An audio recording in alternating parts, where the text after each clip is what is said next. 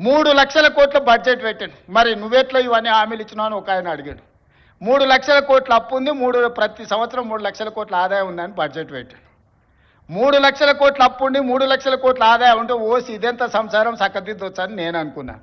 తీరా చూస్తే 3 లక్షల కోట్ల ఆదాయం లేదు, ఆదాయం 2 లక్షల కోట్లు ఉంది, అప్పేమో 8 లక్షల కోట్లు ఉంది.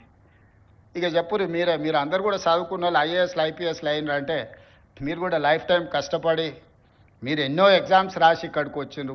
పోలీస్ ఎస్ఐ కావాలంటే కూడా ఎంత చదవాలను నాకు తెలుసు. నాతో చదువుకున్న వాళ్ళు చాలామంది ఎస్ఐలో కానిస్టేబుల్ కూడా అయిన వాళ్ళు అందరు కష్టపడి చదువుకున్న వాళ్ళు నాకు తెలుసు. ఈ పరిస్థితిలో రాష్ట్రం ఉంది. దయచేసి ఉద్యోగ సంఘాల నాయకులకు నేను విజ్ఞప్తి చేస్తున్నా, సమరం కాదు ఇప్పుడు కావాల్సింది, సమయస్ఫూర్తి కావాలి. రాష్ట్రాన్ని ముందుకు నడిపించాలంటే చిత్తశుద్ధి కావాలి, పట్టుదల కావాలి, కష్టం కావాలి.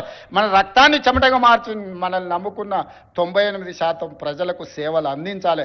35 ఏళ్ళు సర్వీసులో ఆ తర్వాత రిటైర్డ్ అయినా మనం బ్రతకడానికి ప్రజలు కట్టిన పన్నులో నుంచి ప్రభుత్వం పనిచేస్తుంది. ప్రజాప్రతినిధిగా తెలంగాణ రాష్ట్ర ముఖ్యమంత్రిగా నేను జీవితకాలం ఊడిగం చేసినా కూడా తక్కువనే అవుతుంది ప్రజలు ఇచ్చిన అవకాశానికి. ప్రభుత్వం అంటే రేవంత్ రెడ్డి వేరు, ప్రభుత్వ ఉద్యోగస్తులు వేరు కాదు.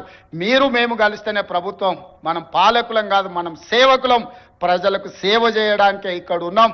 సంఘాల నాయకులారా, కార్మిక సంఘాల నాయకులారా, అది ఆర్టీసీ కావచ్చు, సింగరేణి కావచ్చు, విద్యుత్ కార్మికులు కావచ్చు, ప్రభుత్వ ఉద్యోగస్తులు కావచ్చు, మీకు అందరికీ నేను విజ్ఞప్తి చేస్తున్నా, సవినయంగా మనవి చేస్తున్నా, మన బాధ్యతలు మనం నిర్వహించుకుందాం. ఈ కొట్లాడి తెచ్చుకున్న తెలంగాణ కోతుల గుంపుకు అప్పచెప్పినట్టు చేసుకోవద్దు. మనం సాధించుకున్న తెలంగాణను మనం అభివృద్ధి పదం వైపు నడిపించుకుందాము. ప్రపంచానికే ఆదర్శంగా నెంబర్ 1గా నిలబడేటట్టు చేద్దాం. కష్టపడుతున్న రోజుకు 18 గంటలు. ఏ రోజైనా డిసెంబర్ 7, 2023 నాడు బాధ్యత తీసుకున్నాక ఈ రోజు వరకు ఒక్క రోజైనా, ఒక్క గంట అయినా నేను సెలవు తీసుకున్నానా మీరు ఆలోచన చేయండి. నాకు జీవితంలో ఏమి లక్ష్యం లేదు. ఈ తెలంగాణ రాష్ట్రం దేశానికే ఆదర్శంగా ఉండాల్సిన తెలంగాణ మోడల్ను, తెలంగాణ రైజింగ్ అని ఈరోజు దేశానికే ఆదర్శంగా నిలబడాలని, తీర్చిదిద్దాలనేదే నా పట్టుదల. వయసు ఉంది, ఓపిక ఉంది, మీతో కలిసి కష్టపడే తత్వం నాకున్నది. నాతో కలిసి రండి, తెలంగాణ రాష్ట్రాన్ని అభివృద్ధి పదం వైపు నడిపిద్దాం.